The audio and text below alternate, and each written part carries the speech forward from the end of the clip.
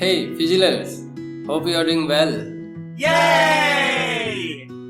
पिछले वीडियो में हमने देखा कि एक बलून को पहले जब हाथ से छोड़ा गया तो वो नीचे गिर जाता है, लेकिन उसी बलून को जब जैकेट से रब करके छोड़ा गया तो वो इस बार नीचे नहीं गिरता, हाथ से ही चिपक जाता है। तो ऐसा क्यों? क्योंकि रब करने से बलून चार्ज हो गया था। बलून का चार्ज होना और उसका हाथों से चिपकना, ये कैसे हुआ? आओ समझें। देखो, हम तो ये जानते ही हैं कि हमारे आसपास जितनी भी चीज़ें हैं वो एटम से मिलकर बनी हैं, और एक एटम बना है इलेक्ट्रॉन्स, प्रोटॉन्स और न्यूट्रॉन्स से मिलकर। अब ये जो इलेक्ट्रॉन्स और प्रोटॉन्स है ना, इनकी एक प्रॉपर्टी होती है। अगर तुम दो इलेक्ट्रॉन्स को पास लाओगे तो ये एक दूसरे को पुश करेंगे, ठीक वैसा ही जैसा कि मैग्नेट्स के दो सेम पोल करते हैं। कुछ इसी तरह से प्रोटॉन्स भी आपस में एक दूसरे को पुश करते हैं। तो ये जो प्रॉपर्टी है ना, जिसकी वजह से एक इलेक्ट्रॉन दूसरे इलेक्ट्रॉन को और एक प्रोटॉन दूसरे प्रोटॉन को पुश कर रहा है, उसी को चार्ज बोलते हैं। तो क्या इलेक्ट्रॉन्स और प्रोटॉन्स दोनों में सेम चार्ज होते हैं? नहीं, ऐसा नहीं है। वो कैसे? वो ऐसे कि इलेक्ट्रॉन और प्रोटॉन एक दूसरे को पुश नहीं, पुल करते हैं। इससे ये पता चलता है कि इलेक्ट्रॉन और प्रोटॉन में जो चार्ज होते हैं उनका नेचर एक दूसरे से ऑपोजिट होता है। इसी ऑपोजिट नेचर को बताने के लिए एक का चार्ज पॉजिटिव तो दूसरे का चार्ज निगेटिव रखा गया है। पॉजिटिव चार्ज दिया गया है प्रोटॉन को तो निगेटिव चार्ज दिया गया है इलेक्ट्रॉन को। और ये जो न्यूट्रॉन्स होते हैं ना, इनके पास कोई चार्ज नहीं होता, क्योंकि ना तो ये एक दूसरे को पुश या पुल करते हैं, ना ही किसी इलेक्ट्रॉन या फिर किसी प्रोटॉन को। और अगर एटम के स्ट्रक्चर के बारे में बात करें तो देखो, एक एटम के अंदर प्रोटॉन्स और न्यूट्रॉन्स एक साथ पाए जाते हैं और वो होते हैं एटम के बिल्कुल सेंटर में। और ये जो इलेक्ट्रॉन्स होते हैं ये एटम के आउटर पार्ट में पाए जाते हैं। अब देखो, एटम की ना खास बात होती है, एक एटम में जितने इलेक्ट्रॉन्स होते हैं उतने ही प्रोटॉन्स भी होते हैं। इसका मतलब एक एटम का नेट चार्ज 0 होता है।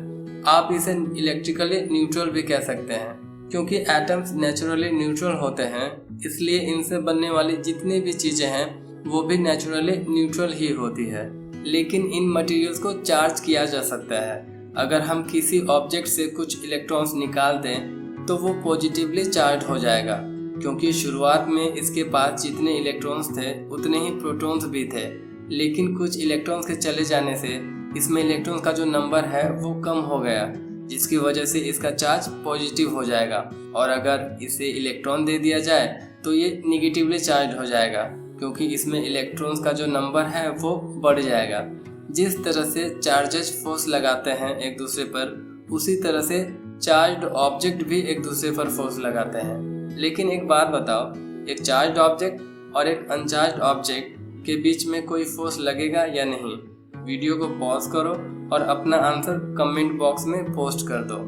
अगर तुम्हारा आंसर हाँ है तो तुम बिल्कुल सही हो। एक चार्ज्ड ऑब्जेक्ट और एक न्यूट्रल ऑब्जेक्ट के बीच में फोर्स लगेगा।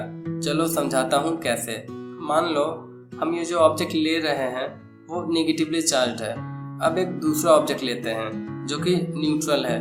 ये जो न्यूट्रल ऑब्जेक्ट है, ऐसा नहीं है कि इसके पास चार्ज नहीं है, इसमें जितना नेगेटिव चार्ज है उतना ही पॉजिटिव चार्ज भी है, इसलिए इसका नेट चार्ज 0 है।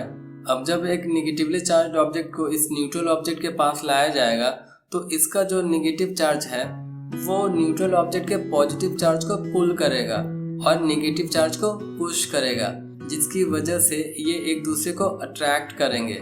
और ऐसा ही हुआ है बलून के केस में। जब बलून को जैकेट से रब किया गया तो जैकेट का कुछ इलेक्ट्रॉन्स बलून में आ गए, जिसकी वजह से बलून निगेटिवली चार्ज हो गया। और जब बलून को हाथ के नज़दीक लाया गया तो क्योंकि हाथ न्यूट्रल था, ये एक दूसरे से अट्रैक्ट हो गए। तो हमने इस वीडियो में देखा कि बलून को रब करके चार्ज किया जा सकता है। तो क्या सारे मटेरियल्स को रब करके चार्ज किया जा सकता है? ये हम जानेंगे अगली वीडियो में। Till then, keep learning and keep growing.